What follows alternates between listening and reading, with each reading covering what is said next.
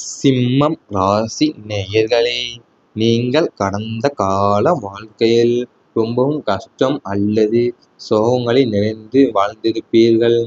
சுய மரியாதை காரணமாக பேசாத நிலை ஏற்பட்டிருக்கும். சிம்மம் ராசி என்பது நவக்கிரகங்களின் ராஜாவான சூரியனின் வீடாகும். இதனால் இவர்களுக்கு இயல்பாகவே மானம் பெரிதா உயிர் பெரிதா என்றால் மனம்தான் பெரிது என்ற எண்ணம் இருக்கும். ஜோதிட ரீதியாக உங்கள் லக்னத்திற்கு 2ஆம் வீடான வாக்குஸ்தானத்தில் குரு அல்லது சுக்கிரன் போன்ற சுப கிரகங்களின் பார்வை குறையும் போதோ அல்லது 2இல் ராகு கேது போன்ற நிழல் கிரகங்களின் தாக்கம் இருக்கும் போதோ இந்த நிலை ஏற்படுத்தியிருக்கும்.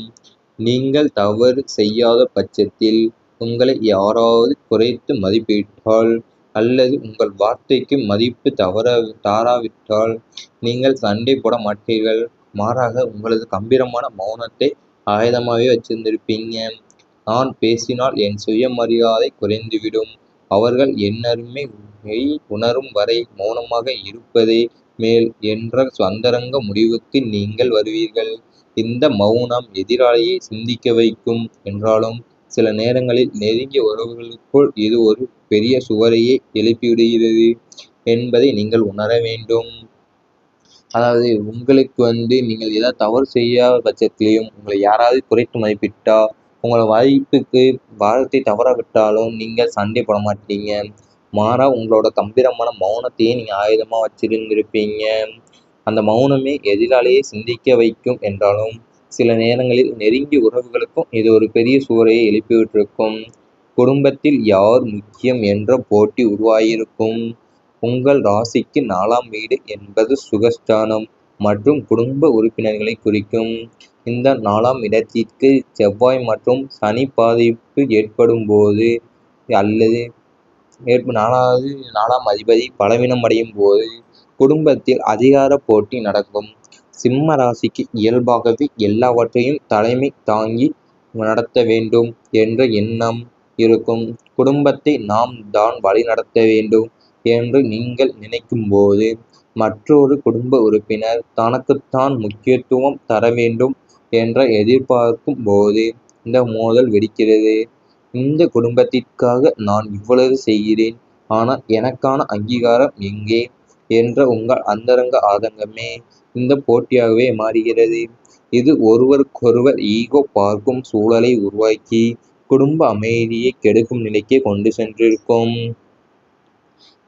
நீங்க இயல்பாகவே எல்லாவற்றையுமே தலைமை தாங்கி நடத்த வேண்டும் என்ற எண்ணம் உங்களுக்கு இருந்திருக்கும். குடும்பத்தை நாம் தான் வழிநடத்த வேண்டும் என்று நீங்கள் நினைக்கும் போது மற்றொருவர் குடும்ப உறுப்பினர் தனக்குத்தான் முக்கியம் தர வேண்டும் என்று எதிர்பார்த்தா அது மோதலே வெடிச்சிருந்திருக்கும் உங்களுக்கும் அவங்களுக்கும். இது ஒருவருக்கொருவர் ஈகோ பார்க்கும் சூழலையே உருவாக்கி இருந்திருக்கும். அதிகாரம் செலுத்தும் முயற்சி எதிர்ப்பையே சந்தித்திருந்திருக்கும். சூரியனின் ஆதிக்கம் பெற்ற உங்களுக்கு மற்றவர்களை வழிநடத்துவதும் உத்தரவிடுவதும் இரத்தத்திலேயே ஊறிய விஷயம்.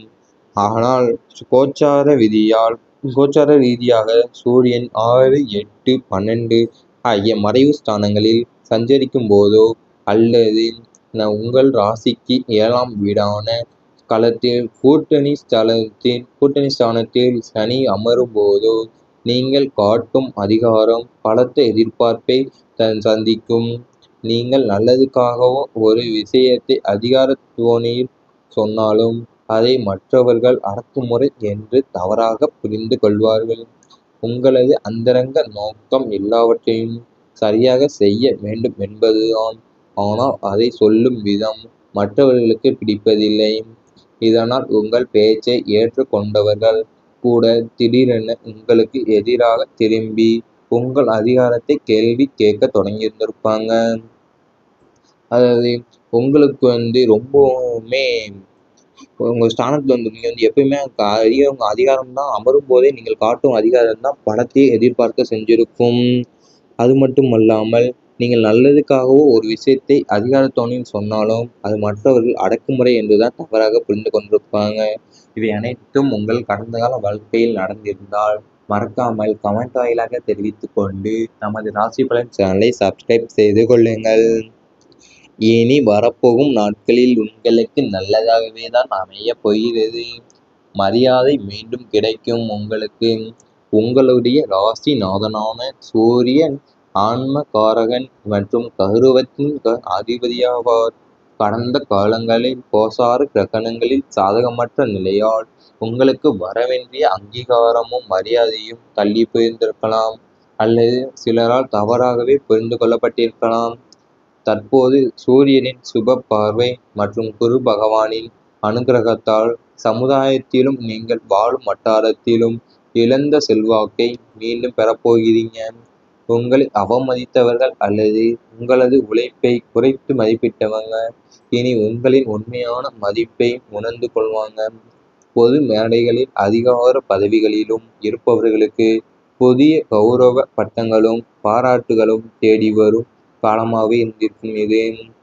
அதாவது உங்கள் கடந்த கால வாழ்க்கையிலையும் கோச்சார கிரகங்கள் சாதகமாகத்தான் நீங்கள் ரொம்பவும் உங்களுக்கு வர வேண்டிய அங்கீகாரமும் மரியாதையுமே தள்ளி போயிருந்திருக்கும் சிலரால்.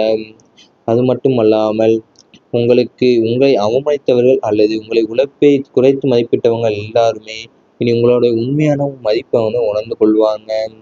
குடும்பத்தில் உங்களுக்கு கருத்துக்கு மதிப்பு உயரும். குடும்பஸ்தானமான 2ஆம் வீட்டில் சுப கிரகங்களின் தாக்கம் மற்றும் குடும்ப அதிபதியின் பலமான சேர்க்கை காரணமாக இதுவரை குடும்பத்தில் புறக்கணிக்கப்பட்ட உங்களது வார்த்தைகளுக்கு இப்போது தனி மரியாதை உண்டாகும். இனி இவரை கேட்டுத்தான் எதையும் செய்ய வேண்டும் என்ற சூழ்நிலை உங்கள் இல்லத்தில் உருவாகும். பூர்வீக சொத்துக்கள் விவகாரங்கள் சுபகாரியமாக பேச்சுக்கள் போன்றவற்றில் நீங்கள் எடுக்கும் முடிவுகளே இறுதியானதாக இருக்கும். கணவன் மனைவி இடையே இருந்த கருத்து வேறுபாடுகள் நீங்கி பரஸ்பர ஒற்றுமை பலப்படும். குடும்ப உறுப்பினர்கள் அனைவரும் உங்களை ஒரு வழிகாட்டியாக ஏற்றுக்கொண்டு செயல்பட தொடங்குவார்கள். அதாவது உங்கள் குடும்பத்தில் இருக்க உங்கள் கருத்துக்கு தான் மதிப்பே உயரும். இனி நீங்கள் எடுக்க போகிற எல்லாத்துக்குமே உங்களுக்கு எல்லாருமே சார்பாக தான் போயிருப்பாங்க. நீங்கள் வந்து குடும்பத்தில் புறக்கணிக்கப்பட்ட உங்களோட வார்த்தைகளுக்கு இப்போ தனி மரியாதையும் உண்டாயிருந்திருக்கும். இனி இவரை கேட்டு தான் எதையும் செய்ய வேண்டும்ங்கிற சூழ்நிலையே உங்கள் இல்லத்திலேயே உருவாயிருந்திருக்கும். நீங்கள் எடுக்கிற சுபகரியமான பேச்சுகள் போன்றவற்றில் நீங்கள் எடுக்கும் முடிவு தான் இறுதியானதாகவே இருந்திருக்கும். கணவன் மனைவி இருந்த கருத்து வேறுபாடுகளில் நீங்கி பரஸ்பர ஒற்றுமையே பலப்பட போகிறது. மறைந்திருந்த திறமை வெளிப்படும். உங்களது தைரிய வீரிய ஸ்தானமான 3ஆம் வீடும் புத்தி ஸ்தானமான 5ஆம் வீடும் வலுவடைவதால் உங்களுக்குள் இத்தனை காலம் தூங்கிக் கொண்டிருந்த தனித்துவமான திறமைகள் வெளியே வர தொடங்கும். கலை, இலக்கியம், விளையாட்டு, ஆராய்ச்சி அல்லது தொழில்நுட்பத்துறை என நீங்கள் சார்ந்த துறையில் புதிய உத்திகளை கையாண்டு அனைவரையும் வியப்பில் ஆழ்த்துவீங்க. மேடை பயம், தாழ்வு மனப்பான்மை போன்றவை நீங்கி உங்களது திறமையை உலகிற்கு பறைசாற்றுவதற்காக சரியான மேடையும் வாய்ப்புகளும் தானாகவே அமையப் போகிறது. இன்று காலகட்டத்தில் நீங்கள் செய்யும் சுய முயற்சிகள் அனைத்தும் உங்களுக்கு மிகப்பெரிய அடையாளத்தையே தேடித்தரும். நீங்கள் வந்து இனி வரப்போகிற நாட்களில் உங்களோட திறமையை வந்து தனித்துவமாகவே வெளியே வர தொடங்க போகிறது. அது எப்படி என்றால் கலை, இலக்கியம், விளையாட்டு, ஆராய்ச்சி அல்லது தொழில்நுட்பத்துறை போன்ற சார்ந்த துறைகள் வந்து புதிய உத்திகளை கையாண்டு அனைவரோட வியப்பையும் ஆழ்த்துவீங்க. உங்களுக்கு திறமையை வந்து உலகுக்கே பறைசாற்றும் விதமாக சரியான மேலையும் வாய்ப்பும் தானாகவே அமையப் போகிறது. இனி வரப்போகும் நாட்களில் இவை அனைத்தும் நடந்தால் மறக்காமல் கமெண்ட் வாயிலாக தெரிவித்துக் கொண்டு நமது ராசி பலன் சேனலை சப்ஸ்கிரைப் செய்து கொள்ளுங்கள். குடும்பத்தில் உங்களுக்கு கருத்துக்கு மதிப்பு உயரும். குடும்பஸ்தானமான 2ஆம் வீட்டில் சுப கிரகங்களின் தாக்கம் மற்றும் குடும்ப அதிபதியின் பலமான சேர்க்கை காரணமாக இதுவரை குடும்பத்தில் புறக்கணிக்கப்பட்ட உங்களது வார்த்தைகளுக்கு இப்போது தனி மரியாதை உண்டாகும். இனி இவரை கேட்டுத்தான் எதையும் செய்ய வேண்டும் என்ற சூழ்நிலை உங்கள் இல்லத்தில் உருவாகும். பூர்வீக சொத்துக்கள் விவகாரங்கள் சுபகாரியமாக பேச்சுக்கள் போன்றவற்றில் நீங்கள் எடுக்கும் முடிவுகளே இறுதியானதாக இருக்கும். கணவன் மனைவி இடையே இருந்த கருத்து வேறுபாடுகள் நீங்கி பரஸ்பர ஒற்றுமை பலப்படும். குடும்ப உறுப்பினர்கள் அனைவரும் உங்களை ஒரு வழிகாட்டியாக ஏற்றுக்கொண்டு செயல்பட தொடங்குவார்கள். அதாவது உங்கள் குடும்பத்தில் இருக்க உங்கள் கருத்துக்கு தான் மதிப்பே உயரும். இனி நீங்கள் எடுக்க போகிற எல்லாத்துக்குமே உங்களுக்கு எல்லாருமே சார்பாக தான் போயிருப்பாங்க. நீங்கள் குடும்பத்தில் புறக்கணிக்கப்பட்ட உங்களோட வார்த்தைகளுக்கு இப்போ தனி மரியாதை உண்டாயிருந்திருக்கும். இனி இவரை கேட்டு தான் எதையும் செய்ய வேண்டும்ங்கிற சூழ்நிலையே உங்கள் இல்லத்திலேயே உருவாயிருந்திருக்கும்.